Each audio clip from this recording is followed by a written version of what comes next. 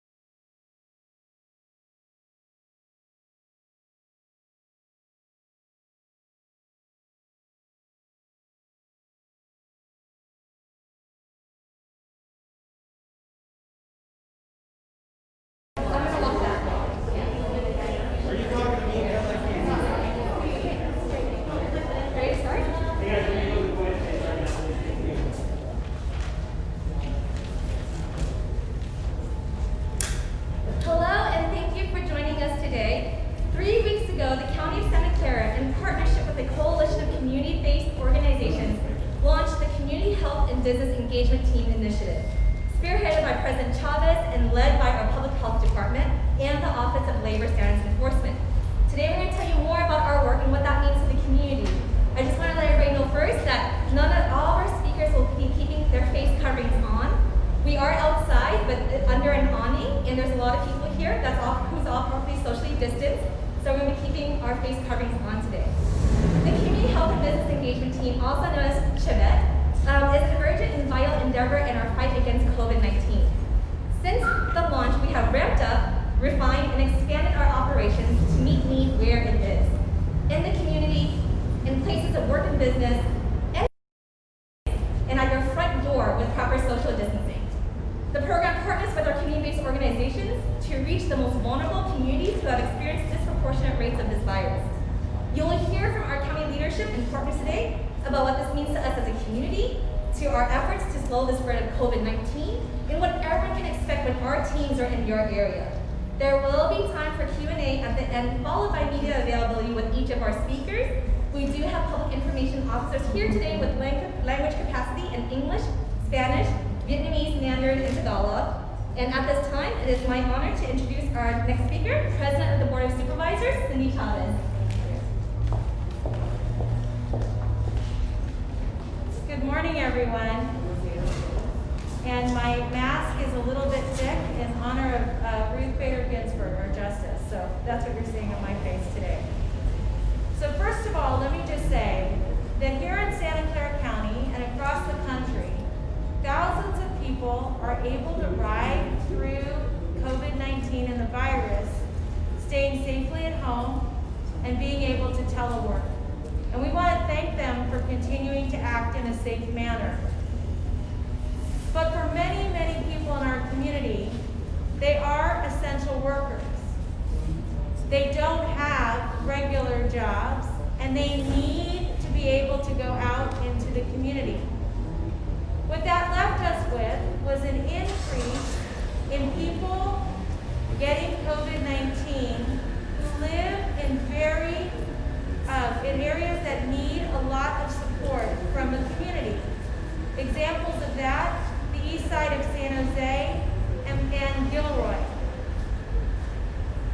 Even though our teams, and I want to say this very sincerely in Santa Clara County, we're doing everything we could relative to social media, getting information out in multilingual fashion, focusing on the press, really engaging all of you to get the word out, we still had challenges in these very high-need communities.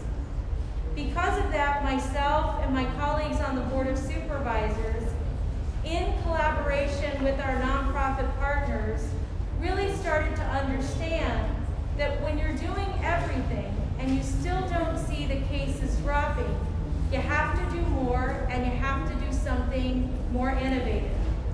And we didn't have to think long and hard about how to do that because we'd already had experience here using a from a tourist model to have leaders in the community educate others in the community about what to do with everything from mammographies to when you have a newborn and how to be able to support that child. So the Board of Supervisors invested $1.5 million in being able to advance this with our nonprofit partners to look at new ways to do outreach and recognizing that for many people in our community, the very best way to do that is in a socially distanced manner, but face-to-face, or through a trusted nonprofit partner that already knows the family. What this has allowed us to do is have these leaders distribute face coverings, hand sanitizers, disinfectant wipes, door hangers, postcards, magnets, stickers, to get the word out so that we can educate people about where to get tested and how to keep themselves and their families safe. Their job is to dispel myths that become truth if they stay out in the world long enough. So this is really our opportunity to take our most trusted partners and have them help us help build awareness and help build safety in our communities. They're conducting outreach to small businesses in each community and educating them about how to comply with the health orders and connecting them to resources. I want to say a very special thank you to a few of our nonprofit partners, and while there are many, let me start by thanking Working Partnerships USA and the Fair Workplace Collaborative, the Day Worker Center of Mountain View, Step Forward Foundation, Filipino Association of Workers and Immigrants, Vietnamese American Roundtable, the Enterprise Foundation, and the Latino Business Council of Silicon Valley. The CHBET Collective, Somos Mayfair, Amigos de Guadalupe, Braille Family Services, the School of Arts and Culture, and Vegelution. The Community Health Partnership, the Roots Clinic Collaborative, the African American Community Services Agency, UGMA, Unity Care, and the Roots Clinic. And let me just wrap up by making this observation. I had a reporter ask me, well, where did the idea come from? And the truth of the matter is, these ideas came from lots of people, nonprofit leaders, community leaders. But I want to just say that when COVID-19 hit, a leader in our community by the name of Isabel Duran, who'd run a program that was really focused on making sure we had services for cancer victims who were Spanish-speaking, reminded me that sometimes as we're moving forward, the best thing we can do is look backwards to see what worked. And I want to thank these nonprofit leaders for bringing their credibility and their skill set in partnership with the very skilled team we have working in our public health department and in our communications department. And with that, it is my great pleasure to introduce Dr. Sarah Cody.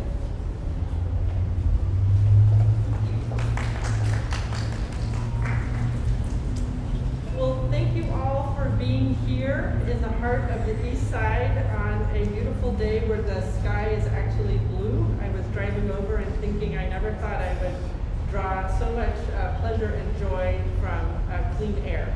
So very grateful for the clean air that we have today, and let's enjoy it while it's here. So I was just thinking about this business and community engagement team that has risen out of our need to protect people during COVID. But this team and this work is only possible because of the partnerships and trust that we've built over the years, working in partnership with community.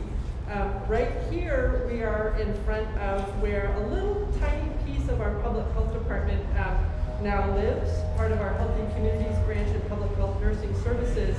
And that's because we finally came to the realization that in order to be most helpful to community, we needed to live in community and work with community. And so because of those partnerships that we built, we're able to continue really the public health way of working, which is to be in service to community and work alongside community to be most helpful. We know that here in East San Jose, this community has suffered disproportionately from COVID. People have lost family members, people have lost cherished members of the community, and the rates of infection here have been higher than they have been in other places in our county. And we know that members of this community have had to make extraordinarily difficult trade-offs between their health and their work and how they will support and nourish their family. And we know that there are many reasons why COVID may be spreading a bit more easily here than in other communities, but the question is why, and what can we do to help? What can we do to help protect people? So the work that all of our partners, most and many of whom are here today, are doing is really critical to helping all of us better understand the why and what we can do. And it ranges from everything to getting information from trusted leaders, to having access to testing where and when you need it, as well as to having access to resources that you need to protect yourself and your family, like childcare or groceries or help paying the rent. So we're supporting, the county is providing financial support and partnering with community organizations to enable community leaders to do what they know is best for their own communities. So we are really pleased to say that the rates of infection here in this community on the east side are decreasing over the last month quite dramatically, which is fantastic. The positivity rates here are also declining, which is fantastic. And that's really a testament to all of you and all of the community leaders and the work and commitment and just sheer grit that everyone has had over the last several months. So I just wanted to close by saying that we are committed to continuing to work with community, and we thank you deeply for your trust in us and allowing us to work alongside you to best protect people. Thank you so much. And I think I'm now going to hand it back over to David Campos.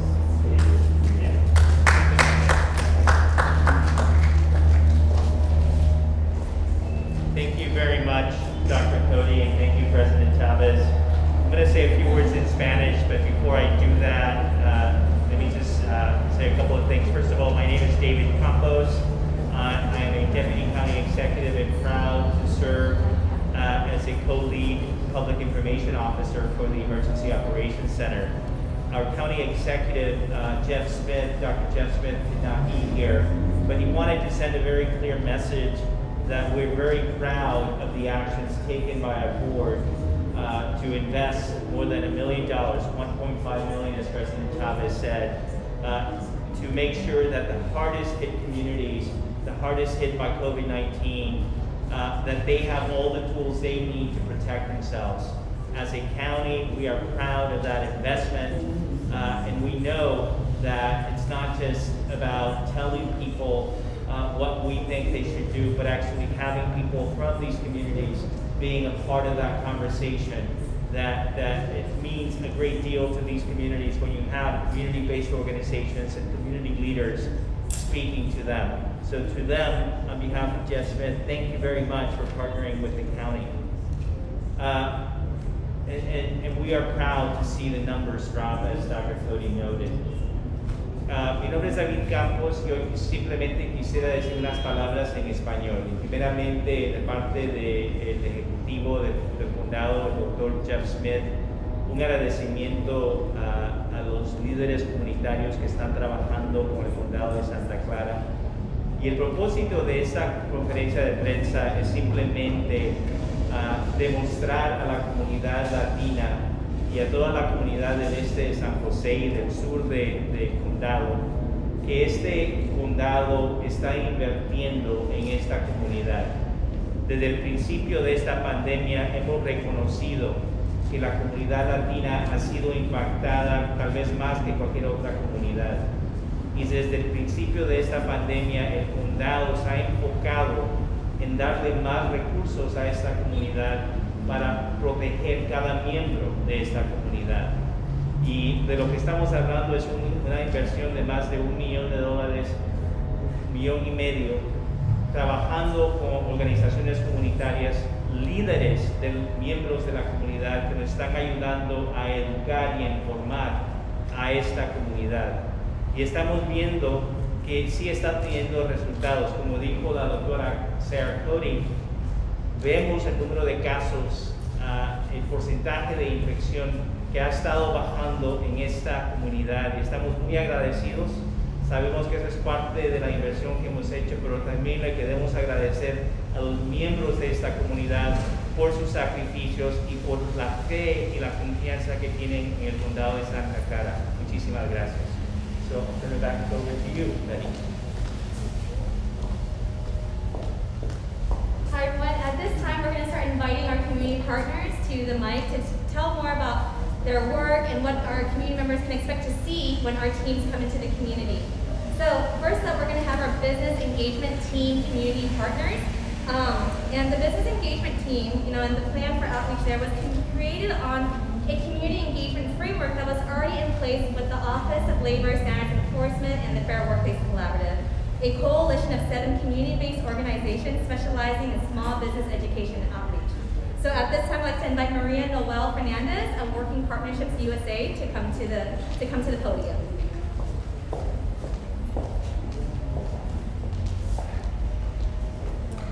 Good morning. Again, I'm Maria Noel Fernandez with Working Partnerships USA, and I'd like to first say thank you to the County of Santa Clara for their leadership and partnership. I'm proud to be joined by members of our Community Health Business Engagement Team who have been on the ground in our communities, working day in and day out at small businesses across the County of Santa Clara to keep workers and customers as safe and healthy as possible. Now, whether you're a restaurant owner, a grocery store, or nail salon owner, worker, or a customer, we all share the same interest. We all want to know what we can do to keep ourselves and others safe in this moment. And that's exactly what our team has been doing every single day. We have a team who, some of them are here with us today. We have a team of 24 community outreach workers in various languages, knocking on small business doors to ensure businesses understand the public health order, educate and explain what roles and responsibilities they have, and ensure workers know what resources are available to them. We are here to serve our communities. We're here to provide tools and ensure businesses can continue to reopen safely, protect its workers, and protect its customers. We believe in a full and fair recovery from this pandemic really is only possible if it includes all of us, and ensuring our small businesses have the education necessary on their role as employers and responsibilities to its workers and customers is critical to all of our well-being. We are proud to partner on this, and we have one message for businesses and workers that see us at their doors. We are here to help. We are here for you, and I want to turn it over to one of our outreach team members to share what to expect. You can already see her beautiful shirt, her bag. She's got a ton of materials in her bag, and she's going to show you so you know when she's at your door what to expect. Thank you. Hello everyone, my name is Cynthia. I'm a community Santa Clara County business engagement team. I'm part of that team. So we are here to help businesses and their workers. I currently reside in San Jose for the past 5 years. What got me to this position was the opportunity to work closely with our community and helping people stay safe. So in order for us to get into the new normal, it's very important for us to be able to help businesses in our community understand what the public health order is. And so what we help them with is how to submit and follow the social distancing protocol, what to do when an employee does test positive for COVID-19, provide information about resources that are available to them, including free COVID-19 testing. So we do carry around these bags. We do have IDs that show our pictures on them as well, so that's something to expect when we are out there in the field. When we do approach these businesses, our goal is just to educate, provide resources, and see if they have questions or any safety concerns regarding anything that we go over. It's very rewarding when we're out there in the field to see employees taking advantage of these resources that we give them. How convenient testing is, that it's free, that there's pop-up sites, they don't need health insurance. For some of them, they can walk in, they don't have to make an appointment. And so those are things that people really like to see. We like to see how they're impacted and how they feel really relieved being able to talk to somebody about what they don't have, they need more resources. We provide people with floor markings. Those are things that we carry around in our bags with us. We carry masks for those who may not have it. We provide funding alternatives because a lot of businesses are impacted by what's going on. And we like to follow up with a lot of these businesses to see did they reach the resources that they needed. Are they getting their questions answered? And so if you do see us out there in our community, feel free to come up to us and ask us questions. We are there for you, and we look forward to seeing you all.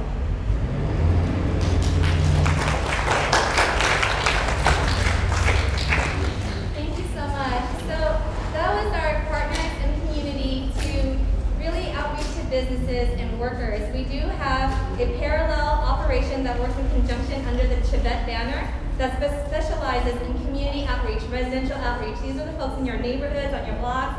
These are led by, this effort is led by community-based organizations that are going to be very familiar to everyone watching today. They've been around for a very long time, doing this work for a very long time as a part of their core set of values in serving community. And this is really built on a promotoris model that has been a long-standing tradition of the Public Health Department and which continues to flourish under the leadership of Dr. Sarah Cody. So we're very proud of these efforts and are very honored to have our community partners with us today. Our first speaker, representing our community engagement outreach initiative, is Cynthia Commoners. She is from Vegelution and represents the CHBET Collective today. She'll tell you more about the operation.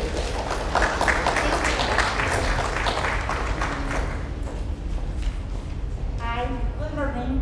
My name is Cynthia Commoners, and I'm an inside-ground fellow with Vegelution, and I'm also a community health warrior with the CHBET Collective. The collective is made up of up to 5 place-based organizations, all of them non-profit: Amigos de Guadalupe, Rural Farming Services, the School of Arts and Culture at the Mexican Heritage Plaza, and Vegelution. My personal story is something that I want to share with you. During our promotora training, one of the community leaders shared a story of how a friend of hers tested positive for COVID, but without symptoms. She thought that she could go back to work. She was given information, but she wasn't sure until she heard from this community leader that she knew and trusted her. So she needed to stay at home. She realized that all the responsibility she had in her hands. So now she took action. She stayed at home, safe, and trying to save older people. We want to focus on solutions that come with the community and our life experience to help each other, to help our community with kindness and compassion. This work is essential for the health and safety for our community.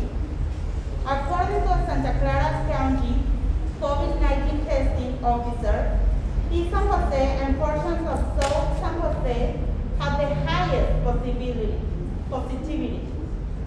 Testing positive rates have been dropping slowly, but said these site residents remain disproportionately infected with coronavirus.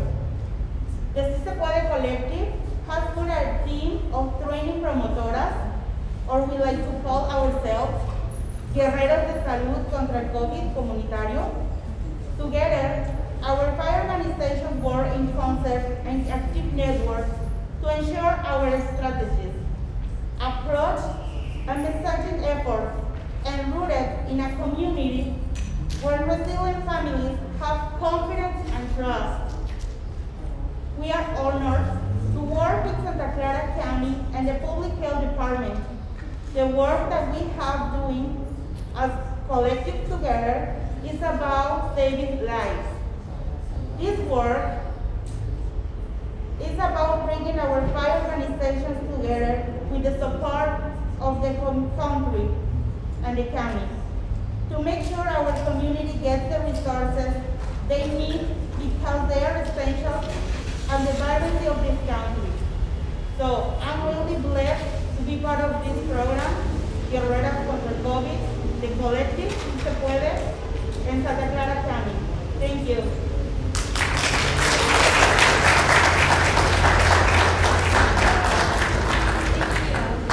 Another distinctive aspect of our Community Health and Business Engagement Team initiative is our presence in our community clinics.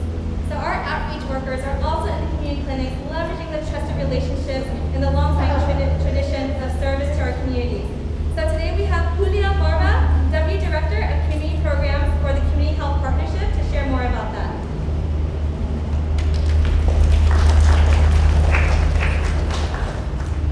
Good morning, members of the press. Thank you for being here today to learn more about this important work happening in our county. My name is Julia Barba, representing the Community Health Partnership, an association of 10 community health centers throughout the county, most of which are located in the zip codes with the highest rates of COVID-19. With support from the Santa Clara County Board of Supervisors, we have created a program, Get Out and Test, that places staff and community health workers in our clinics and in strategic zip codes throughout the county for 3 purposes. 1, to educate community members and patients regarding social distancing, the importance of wearing face masks and frequent hand washing to reduce the transmission of COVID-19. 2, to answer questions regarding the importance of testing, what it means to be quarantined and isolated, and referrals to community resources. And ultimately, to encourage everyone to get out and test.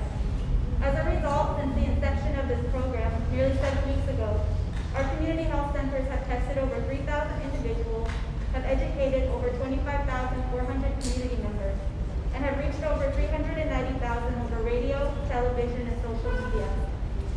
Our community health centers continue to play a major role in reducing the rate of COVID-19 through this program. It is only through the linguistically and culturally sensitive, community-based approaches, such as the ones highlighted here today, that we will be able to reduce the rate of COVID-19 in our county's hardest hit districts. I would like to invite you to continue to join us in the Get Out and Test campaign by calling 408-579-6020. Today also with me, I also have Lupe Yapis, a COVID-19 health educator, and she's available also to answer questions and provide additional information in Spanish. Thank you.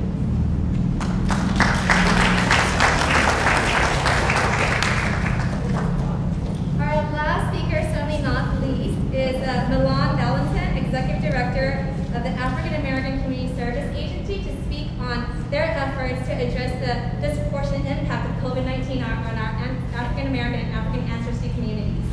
Milan?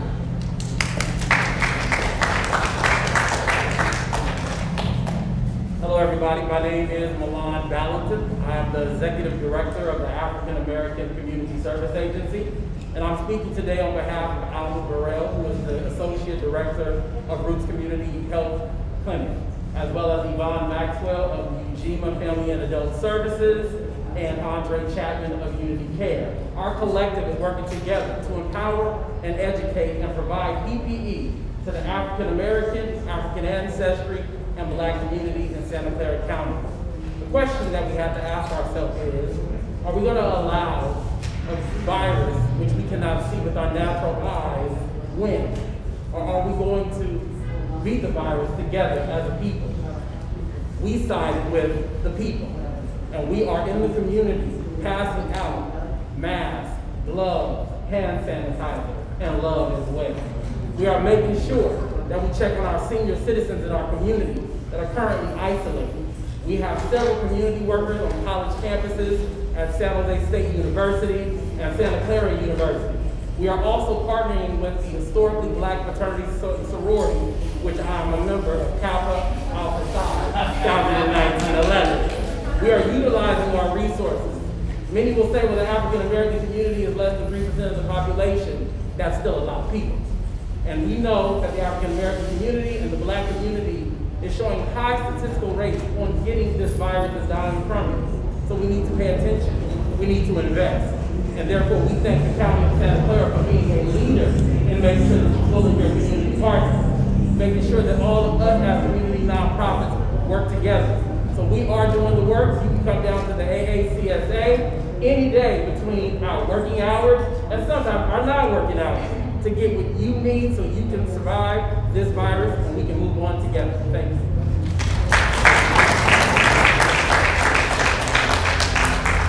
Thank you, everyone. That concludes the presentation portion of our press conference today. My name is Betty Young. I'm a lead public information officer with the County of Santa Clara. We will now move into Q&A. So I will help moderate.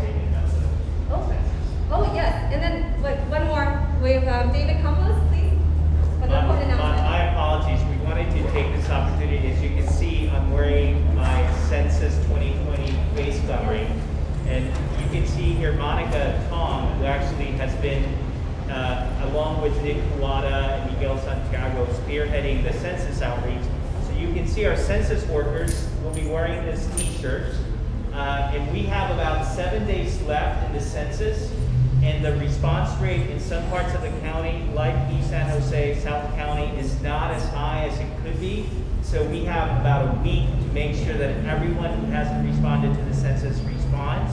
And we are, again, proud and thankful to President Thomas, who spearheaded the effort to add more resources to that effort. So if you haven't filled out the census, make sure you do, and make sure that you talk to every family member, every one of your neighbors to make sure that they do fill out the census. Thank you very much. Thank you, David. Thank you, Monica. So yes, COVID-19, community health engagement, census, flu shots, and don't forget to register to vote. Now, we're going to open up for question and answers. Where is that good? Oh, here we go. Yeah, with so many small businesses having a hard time even staying in business, what role does health have in keeping a business afloat? Is it a choice that some business owners have to make between kind of staying in business and maybe skirting some of the health laws? And what do you tell people about that? Okay, so I want to make sure the question was, with so many businesses struggling to stay open or stay afloat during this time, how do we address businesses that have to make the decision point between staying in business and also possibly skirting some of the rules or laws because it's just really overwhelming for them right now. I can help answer that, and I can see Maria Noel, if she's still in the audience, if she wants to add. Oh, there you go. Hey, do you want to add anything? But that's exactly the scenario that you just presented is exactly the reason why we have a business engagement team. We want to be able to facilitate compliance in a way that is proactive, that is easy. Our directives were carefully designed in place to balance these priorities, but with the main goal of making sure that all workers, business owners, and customers are safe going into the business, because life must go on. And this is going to be how we keep it going, making sure that everyone is in compliance, following the same protocols to protect their health, the workers that they interact with, and the families and communities that they come home to. So we come out on site to provide education. We do not fine, we do not penalize. This team does not do any of that. If they observe a potential violation, they will not report it. They will address it with the business owner. Take an education first approach and figure out what resources can I bring back here next time to help you comply and continue operating safely. This is a mission to keep businesses open, to keep our communities safe. Maria, would you like to add anything to that? Just to say that what we're hearing from our outreach workers every single day is that time and time again, businesses want this information. Businesses want to work with our outreach workers, are opening their doors and are welcoming this information so that they can continue to get back to work and do it in a safe way. And so the business team is working very closely with all these small business owners, and we want to continue to see this incredible partnership with folks on the ground. Thank you. Next question? We were that good. Oh, yes, right here. Are we able to ask Dr. Cody? Of course. Okay, the question is, why hasn't Santa Clara County allowed indoor dining yet, and when do we expect for that to change? The question is because not everyone in the audience can hear this. The question is, why has Santa Clara County not allowed indoor dining yet? And what has to change? Yeah, Yes, okay. Dr. Cody? Thank you. So the question is around indoor dining. So as you know, the county is now in the red tier. The state framework would allow indoor dining. The state framework is a floor for counties. And then counties may make their own judgment about their own communities and determine what's safe. I just will note that in the Bay Area, San Francisco, Santa Clara, and Alameda counties have all decided to just pause on indoor dining, and I'll explain why. When you're dining indoors, you have to take off your face covering. And what we're learning more and more is that COVID is spread a little bit by touching things, but that's not the main way. We're mostly concerned about spread through the air by either droplets that you could see or finer droplets that might waft in the air. So the importance of face coverings that they're all wearing now is critical. And you just can't dine with the face covering on. So any activity that's indoors that requires you to remove your face covering, we're just not comfortable with that yet. I want to say that we are starting to make progress again. We had a little bit of a scary summer, but our rates are coming down. We just need to be patient. We just need to be patient. We've got to get sort of the level of virus in the community, particularly in places like here on the east side and South County, as low as we can before we start beginning again those activities that are riskier. So that's why. Thank you.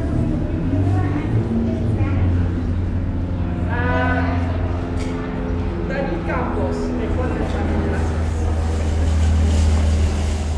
La doctora Cody también puede hablar un poco de español, pero la pregunta tenía que ver con por qué el condado no ha permitido que los restaurantes puedan abrir operaciones adentro.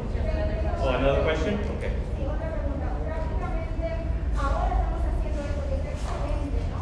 ¿Por qué no se hizo antes? Cuando la comunidad hispana también sufrió mucho las consecuencias en general, tanto de muerte, tanto de contagio. Y nos cuenta, o sea, ¿por qué no antes? ¿Por un proceso que se elaboró con el tiempo? Bueno, creo que, so the question is why didn't we do this before? Y creo que lo que hemos visto con esta pandemia es que siempre hemos aprendido algo nuevo, ¿no? Desde el principio de la pandemia hemos estado examinando el impacto en diferentes comunidades y es que es por eso desde el principio comenzamos a comunicar en español, como usted sabe, hemos tenido una campaña muy robusta en radio, televisión, los medios sociales, tratando de educar más directamente a la comunidad en español desde el principio. Cuando los números continuaron subiendo y no cambiaban, comenzamos a tener más diálogo con la comunidad y fue que comenzamos este programa. Pero lo que ustedes están viendo aquí en Santa Clara no lo mira en otras partes del área de la bahía, del estado o del país. Una campaña que está directamente enfocada en esta clase de contacto persona a persona con distanciamiento social y estamos muy orgullosos de eso. Sabemos que si hubiéramos sabido más, pudiéramos tal vez actuar anteriormente, pero actuamos lo más pronto posible basado en la información que teníamos.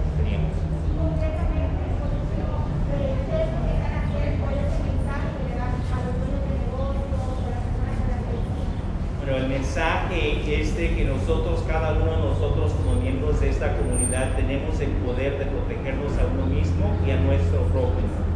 Y estamos yendo a cada negocio, a cada residente, indicándole la forma que ellos pueden protegerse a sí mismos, a sus trabajadores, a sus clientes, a sus familiares, a sus vecinos. Y lo estamos haciendo con miembros de esta comunidad que tienen la fe, el respeto, la confianza de estas personas y estos negocios. Y es por eso estamos orgullosos de tener esta asociación con los líderes de esta comunidad que están ayudándonos en este esfuerzo. Sin muchas, por ahora propósito de este esfuerzo es no multas, sino que de educar y de informar. One more question for Dr. Cody, if possible. Maybe just a message about, good health, being good for business. This, another reason that we are, it's really loud. Just wait for the little thing. Another reason that we're really focusing on business is we need to help ensure that businesses are safe. We want them both to be safe and for the community to be and feel safe when they come and access services. And so to a large extent, I think that these two things go together. The safer the business is for the community and for the workers, the better and more successful the business will be. There's a lot about COVID, and this new virus that we can't control, but there is a lot that is within our control. And so I think we need to remain humble. We need to continue to learn. We need to change course when we learn something new, and we need to share that information. And that's what this whole initiative is all about, to share the information that we have and to answer the questions of people that we have, to assist all of us in being safer and healthier as we can be. Dr. Cody, one more question.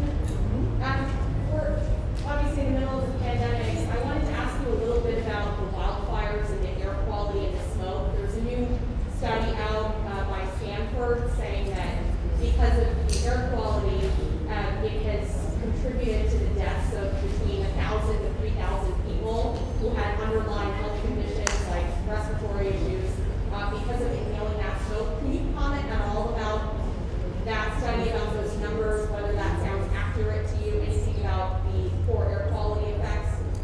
I can't comment on that study because I haven't read it, but I will. It sounds very interesting. But what I can tell you is that ironically, I think that with the heat and the very poor air quality, more people were likely staying indoors and away from others. So we've been seeing these declines in our case rates. We're, to be honest, not exactly sure why. We're delighted, but we don't quite know why. I think it's many, many, many reasons. And one of those reasons may be that the extraordinarily poor air quality just kept people inside and quiet. And that may have helped just settle down transmission. Thank you. Thank you, Dr. Cody, and thank you everyone for joining us today. At this time, we're going to end the press conference. All of our speakers are available for media one-on-one interviews, and we also have our PIL representatives who are language accessible in Spanish, Vietnamese, Mandarin, and Tagalog today for multilingual ethnic media. Thank you so much. Be safe and be well. Don't forget to register to vote and fill out your census. Thank you.